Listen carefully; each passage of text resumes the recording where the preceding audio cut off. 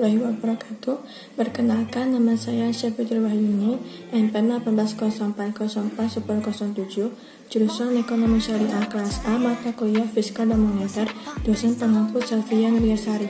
Ini saya akan menjelaskan makalah yang berjudul Sistem Moneter di Indonesia. Dari yang pertama yaitu pengertian sistem moneter di Indonesia. Sistem moneter adalah hubungan kait-mengkait antara lembaga-lembaga yang dapat mempengaruhi stabilitas nilai uang. Sistem moneter adalah bank-bank atau lembaga-lembaga yang ikut menciptakan uang lira di Indonesia yang dapat digolongkan ke dalam sistem moneter adalah otoritas moneter yaitu Bank Indonesia dan bank-bank pencipta uang lira atau disebut juga bank umum atau bank konvensional. Oleh karena itu, sistem perbankan merupakan bagian integral dari suatu sistem moneter. Otoritas moneter sebagai lembaga yang berwenang dalam pengambilan kebijakan di bidang moneter juga merupakan sumber uang primer baik bagi perbankan, masyarakat maupun pemerintah. Di samping mengeluarkan uang kartal, otoritas moneter juga menerima simpanan giro dari perbankan atau pemerintah. Simpanan giro tersebut bagi otoritas moneter merupakan uang primer, sedangkan bagi bank-bank uang tersebut merupakan alat likuid. Dalam kaitan tersebut, semua bank diharuskan memiliki rekening giro pada bank sentral dan mewajibkan setiap bank mempertahankan sejumlah tertentu dana dalam rekening gironya tersebut di Bank Indonesia sebagai bank sentral. Fungsi giro tersebut pada dasarnya adalah untuk memperlancar transaksi antar bank melalui mekanisme clearing di samping sebagai awal kebijakan moneter dalam rangka pengendalian jumlah uang beredar. Saldo minimum yang wajib dipelihara pada bank sentral pada dasarnya merupakan pelaksanaan dari ketentuan cadangan. Likuiditas wajib minimum yang dikenal sebagai statutory reserve requirement. Ketentuan giro wajib minimum yang berlaku saat ini adalah 5% dari total dana masyarakat yang dihimpun bank. Sistem moneter adalah proses mengatur persediaan uang sebuah negara untuk mencapai tujuan tertentu, seperti menahan inflasi, mencapai pekerja penuh atau lebih sejahtera. Sistem moneter dapat melibatkan mengeset standar bunga pinjaman, kapitalisasi untuk bank atau bahkan bertindak sebagai peminjam usaha terakhir atau melalui persetujuan melalui negosiasi dengan pemerintah lain.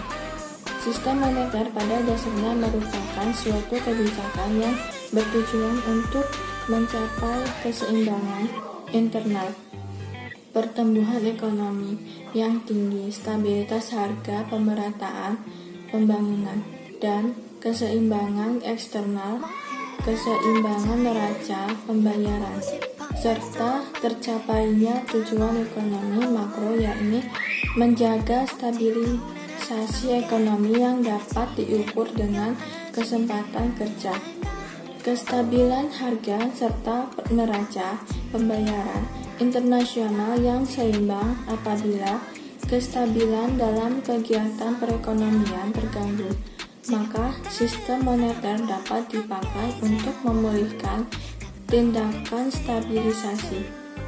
Pengaruh moneter pertama kali akan dirasakan oleh sektor perbankan, yang kemudian ditransfer pada sektor real. Sistem moneter adalah upaya untuk mencapai tingkat pertumbuhan ekonomi yang tinggi secara berkelanjutan dengan tetap mempertahankan dan kestabilan harga. Untuk mencapai tujuan tersebut, bank sentral atau otoritas moneter berusaha mengatur keseimbangan antara persediaan uang dengan persediaan barang agar inflasi dapat terkendali. tercapainya kesempatan kerja penuh dan kelancaran dalam pasokan atau distribusi barang. Sistem moneter dilakukan dengan salah satu, namun tidak terbatas pada instrumen sebagai berikut, yaitu suku bunga, giro, wajib minimum intervensi di pasar valuta asing, dan sebagai tempat terakhir bagi bank-bank untuk meminjam uang apabila mengalami kesulitan likuiditas. Materi kedua yaitu fungsi pokok sistem moneter. Fungsi pokok dari sistem moneter yaitu A. Melaksanakan atau menyelenggarakan mekanisme lalu lintas pembayaran yang efisien dengan biaya dan hambatan seminimal mungkin. Hal ini bertujuan agar dapat mendorong kelancaran dari kegiatan transaksi dalam perekonomian. B.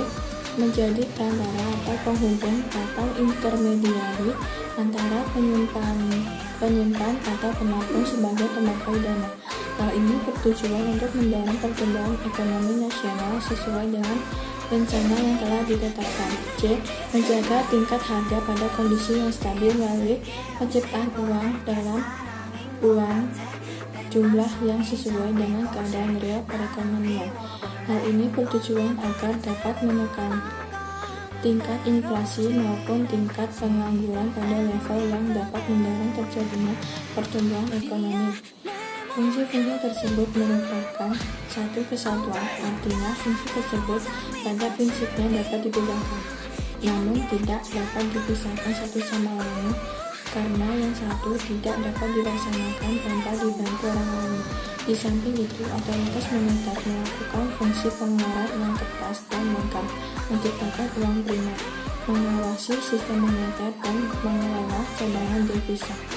Penciptaan uang gerak dan uang kertas oleh bank-bank dapat dilakukan karena sebagian besar jumlah dana yang dihimpun dari masyarakat dalam bentuk giro, deposito, dan tabungan disalurkan kembali pada masyarakat berupa kredit setelah sebelumnya dikurangi dengan sejumlah alat-alat likuid yang terdiri atas uang kas dan saldo giro pada bank sentral dalam rangka memenuhi ketentuan likuiditas wajib dipinjam dan kembali kepada nasabah debitur. Dari transaksi tersebut akan menciptakan suatu efek multiplier di mana uang disimpan pertama akan berlipat sampai dengan jumlah tertentu.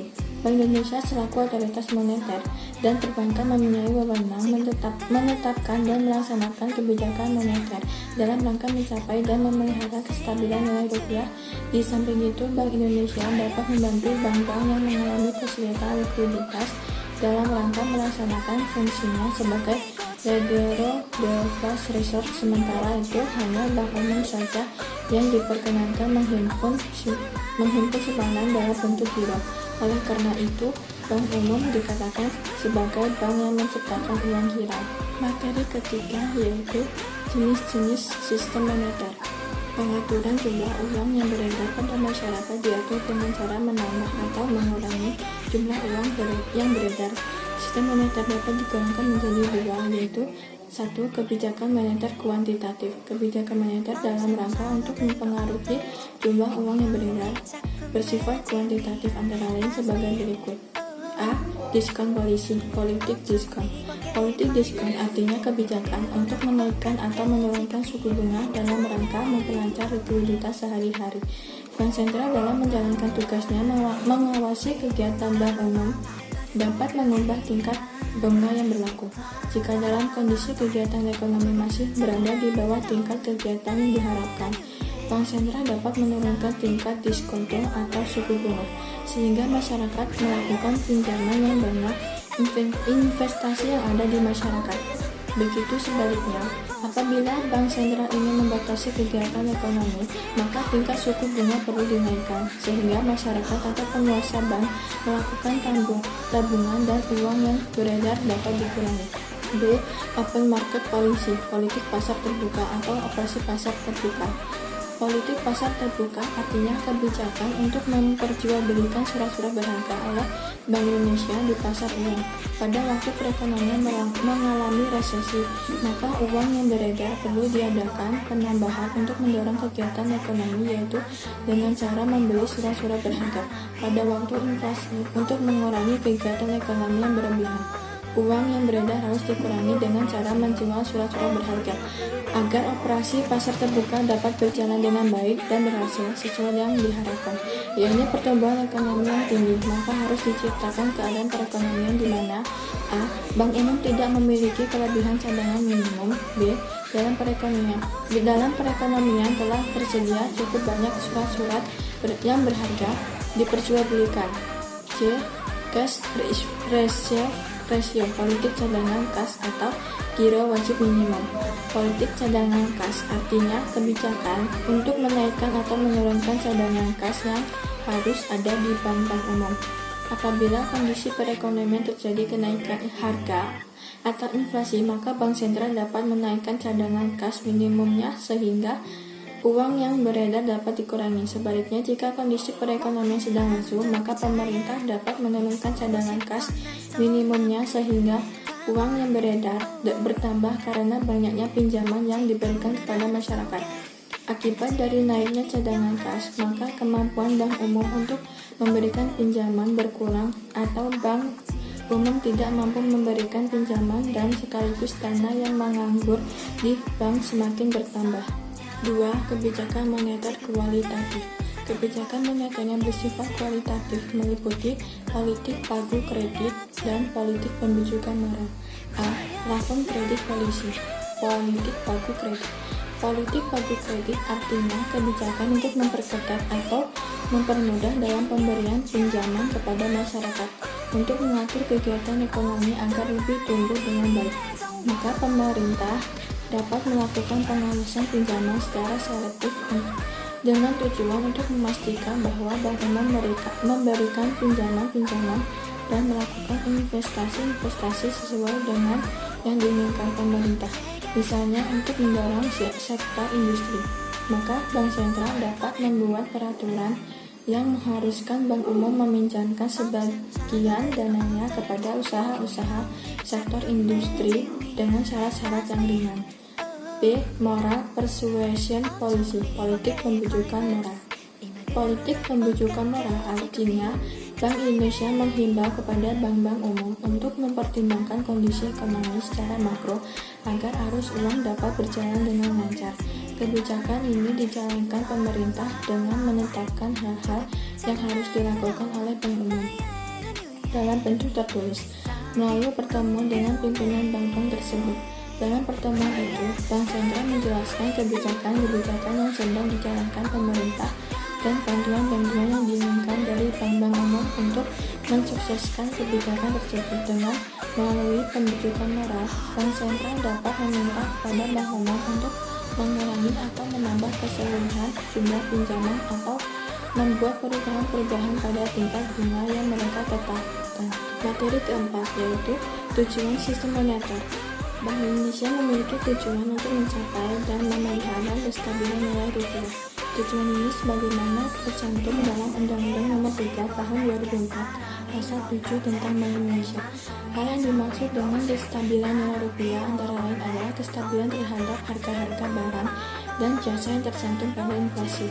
Untuk mencapai tujuan tersebut, sejak tahun 2005, Bank Indonesia menerapkan kerangka kebijakan moneter dengan inflasi sebagai sasaran utama kebijakan moneter dengan menganut sistem nilai tukar yang mengambang.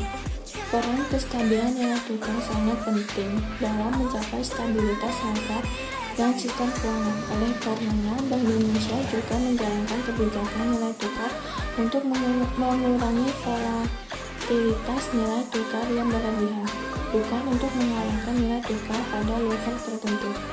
Dalam pelaksanaannya, Bank Indonesia memiliki kewenangan untuk melakukan kebijakan moneter melalui penetapan sasaran-sasaran moneter dengan tujuan utama menjaga sasaran laju inflasi yang ditetapkan oleh pemerintah. Secara operasional, pengendalian sasaran-sasaran moneter tersebut menggunakan instrumen-instrumen antara lain operasi pasar terbuka di pasar uang baik rupiah maupun valuta asing, penetapan tingkat diskon, penetapan cadangan wajib minimum, dan pengaturan kredit atau pembiayaan. Bank Indonesia juga dapat melakukan cara-cara pengendalian moneter berdasarkan prinsip syariah. Sekian dari materi yang saya jelaskan, kurang lebihnya saya mohon maaf. Wassalamualaikum warahmatullahi wabarakatuh.